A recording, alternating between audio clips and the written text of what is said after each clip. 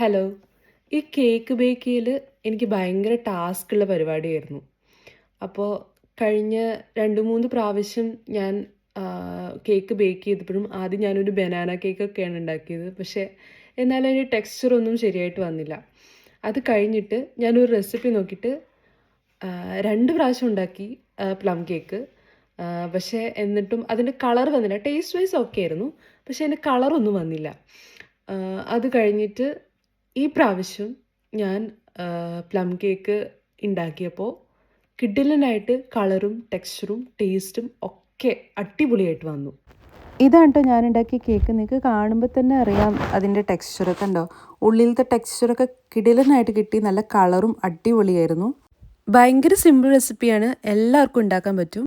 ഇത് ഞാൻ ഉണ്ടാക്കിയ പഴയ കേക്കാണ്, പക്ഷേ കണ്ടാൽ മനസ്സിലാവില്ല ലൈറ്റിൻ്റെ വ്യത്യാസം കൊണ്ട്. എന്തായാലും ഞാൻ റെസിപ്പി കമൻറ്റിൽ കൊടുത്തേക്കാം കേട്ടോ.